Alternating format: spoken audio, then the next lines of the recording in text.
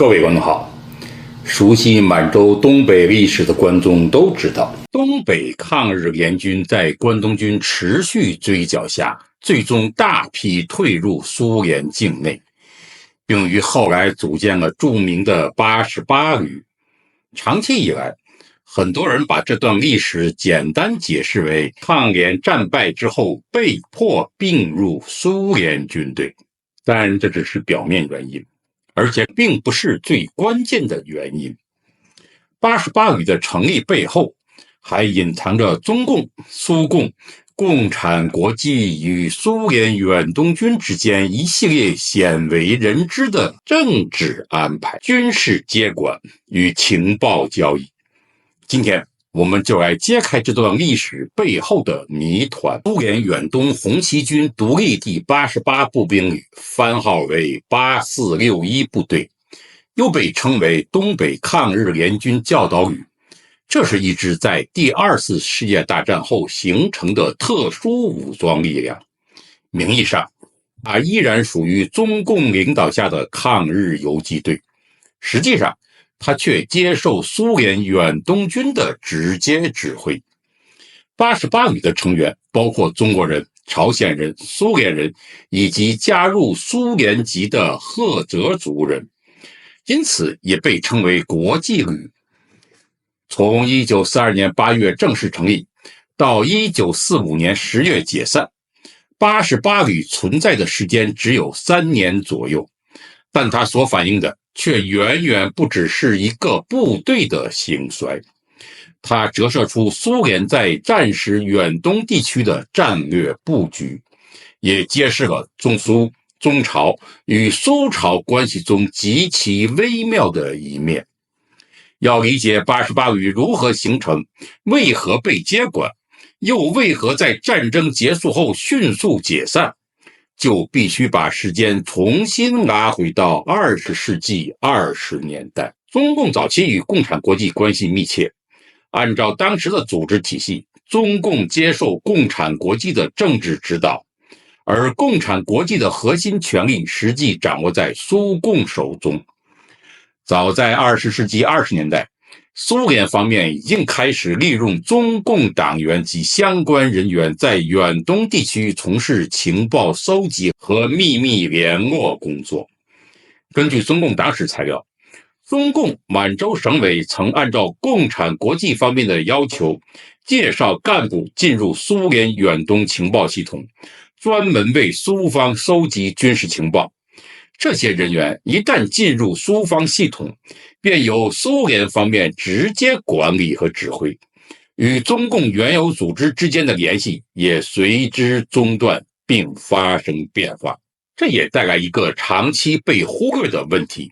為什麼中共滿洲省委的領導人和主要幹部更換的異常頻繁？許多人平均任職甚至不足1年。劉少奇擔任滿洲省委書記的時間也不過1年左右。如此頻繁的人事更替，顯然不利於一個地下組織長期經營。其背後原因之一，就是滿洲省委對蘇聯情報部門直接吸收、調動中共幹部的做法存在不滿。另外，也對被蘇聯招募的人員的不軌行為很有意見。滿洲省委曾經要求中共中央轉告共產國際，希望蘇聯方面加強與中共組織間的聯繫，並由滿洲省委指定人員負責協調相關工作。換句話說，雙方的矛盾並不是在88旅成立之後才出現，早在此之前，中共滿洲地方組織與蘇聯情報系統之間就已經圍繞人員歸屬、指揮權限和情報控制發生了摩擦。滿洲國建國以後，莫斯科一度有所收斂，對滿洲東北地區反日武裝的直接援助也變得更加隱蔽。然而，隨着柳什科夫事件和張古峰衝突相繼發生，蘇聯對遠東安全的擔憂迅速增加，對滿洲境內游擊力量的利用也重新轉向積極。關於柳什科夫事件，我在以前的節目中曾經專門講述過，感興趣的朋友可以回看相關內容。1939年4月15日，蘇聯國防人民委員會弗羅西洛夫與內務人民委員會貝利亞向遠東軍區下達命令，允許蘇聯遠東第一、第二方面軍軍事委員會向中國游擊隊提供武器、彈藥、糧食和藥品，並對其行動進行指導。值得注意的是，命令特別要求援助物資盡量使用外國生產的裝備，或者使用沒有生產廠家標誌的物資，其目的十分明顯，這就是蘇聯希望提供援助，卻又不願公開留下直接介入的證據。命令同時要求，從被蘇方扣留的游擊隊員中挑選經過審查的人員，重新派回滿洲境內從事偵察活動，並協助當地游擊運動。遠東地區的內務人民委員會必須全力配合，包括審查、篩選來自滿洲的游擊隊員，以及接收越境進入蘇聯的游擊小組和通訊人員。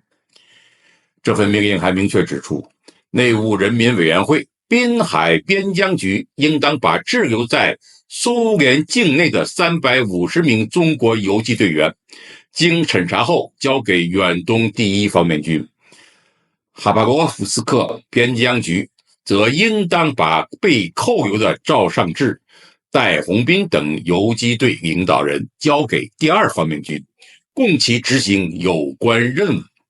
這意味着從1939年開始，蘇聯對東北抗聯殘餘力量的政策已經不再是收容與援助，而是逐漸轉向審查、編組、派遣和控制。抗聯人員進入蘇聯以後，首先面對的並不是自由行動，而是蘇聯安全機關和軍方的篩選。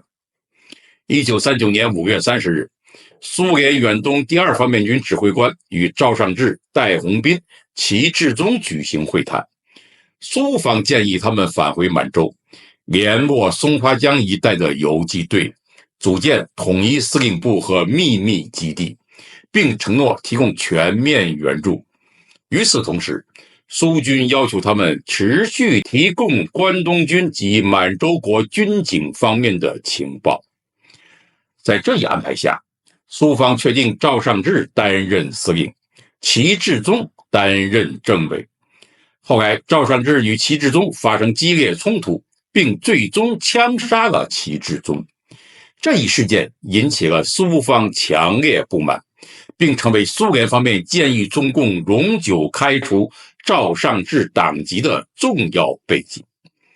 中共黨史中所說的兄弟黨建議，其兄弟黨所指的正是蘇共。有關趙尚志和齊志忠衝突的詳細經過，我在此前關於趙尚志的節目中已經做過介紹，大家可以去找一找這些節目去翻看。這裡需要強調的是，趙尚志當時的職務安排並不完全來自中共內部，而是在蘇聯軍方介入和主導下形成的。1939年6月下旬，趙尚志等人率領約110人的隊伍返回滿洲。數月以後，這支隊伍向蘇軍提供了一批情報，並繼續接受蘇聯情報部門的新指示。至此，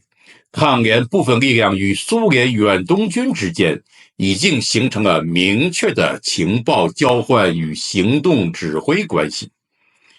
與此同時，滿洲國境內的政治、經濟和治安環境也在發生變化。按照滿洲國當時的情況，隨着經濟建設推進和社會秩序逐漸穩定，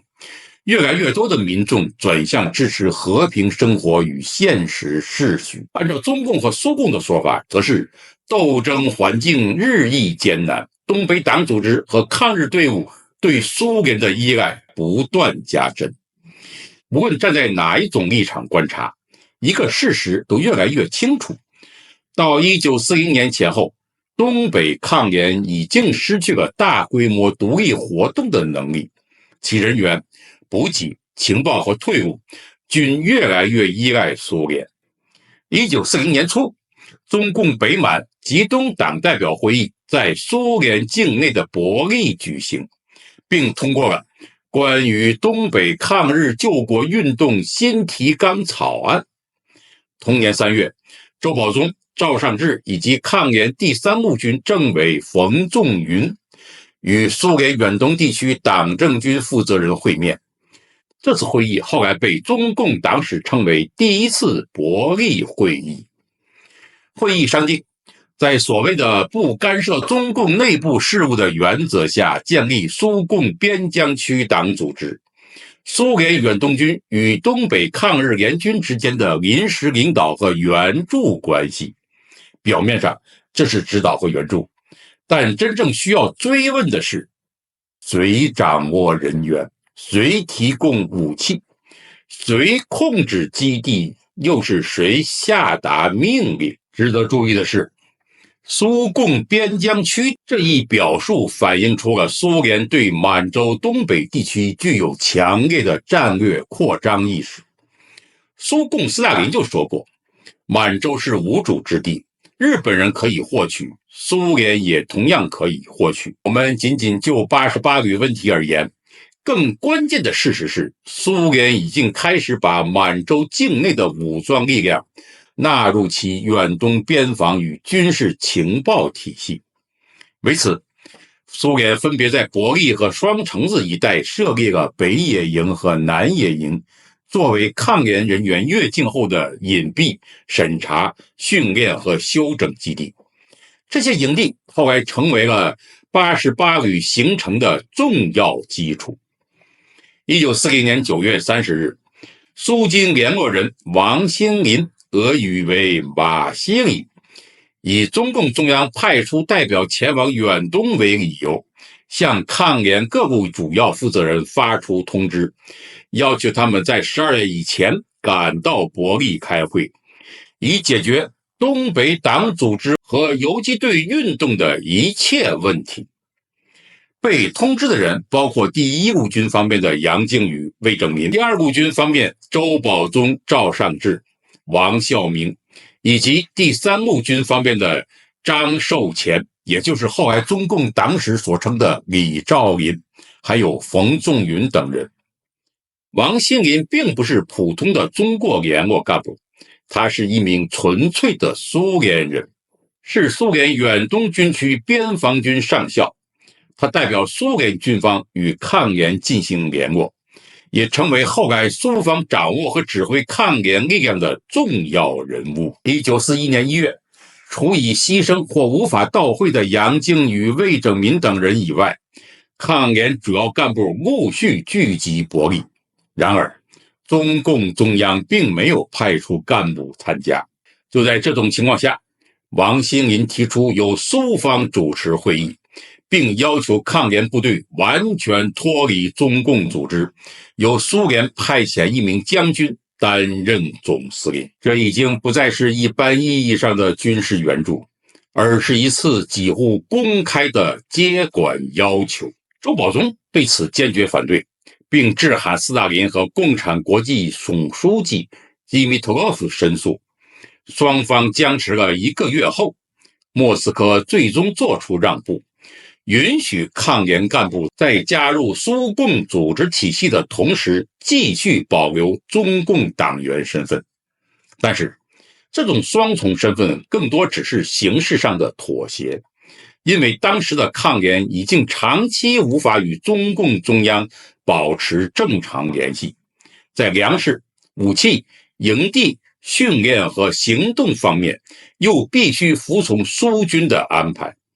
名義上的黨籍並不能改變實際的指揮關係。為緩和矛盾，蘇方後來改由遠東情報部門負責人索爾金承擔聯絡工作，但對外仍繼續使用王新林這一聯絡名義。第2次伯力會議隨後決定，在伯力設立中共東北地區臨時委員會，斬定3名委員，南門省委書記魏拯民，吉東省委書記周保宗，北滿省委書記金策。同时重建抗联總司令部，由周保宗任总司令，张寿前也就是李兆麟任副总司令，魏拯民任政委。从组織形式上看，抗聯似乎仍保留着中共的領導架構，但從實際處境看，這只是一個過渡。東北黨組織與抗聯殘餘兵力長期寄居蘇聯境內，人員經過蘇方審查，基地由蘇方提供，行動受蘇方約束，被進一步整編和接管，已經只是時間問題。1941年4月，蘇日中立條約簽訂，2個月後，蘇德戰爭爆發，莫斯科對遠東安全的擔憂進一步加劇。為了防備日本可能從東面發動進攻，蘇聯在遠東及南部邊境地區部署了約 156.8 萬軍隊，佔當時蘇軍總兵力的 28%。與此同時，共產國際要求各國共產黨武裝保衛蘇聯。在遠東地區，中國共產黨及其領導的武裝力量自然被蘇聯視為可以利用的重要資源。中共也發動宣傳，號召反對當時的國民政府，並提出了武裝保衛蘇聯。問題也是由此變得更加尖銳。東北抗聯究竟是繼續進行自己的戰爭，還是已經被納入蘇聯保衛遠東的戰略體系？它究竟如何一步一步與中共中央失去聯繫？又如何從一支東北地方武裝轉變成為蘇聯遠東軍番號下的88旅？在中共和蘇共後來形成的官方敘述中，這一過程往往被概括為休整、訓練和國際援助。但從會議記錄、人員調動和指揮關係來看，背後的過程遠比這些詞語複雜得多。各位觀眾，我們今天先講到這裡，下期節目我們將繼續追蹤88旅究竟是如何正式成立的，抗聯幹部為何要加入蘇共，他們在蘇聯境內究竟接受了什麼訓練，又承擔了哪些任務。更重要的是，1945年蘇軍進入滿洲以後，這支部隊又扮演了怎樣的角色？下期節目我們繼續揭開88旅背後的歷史真相。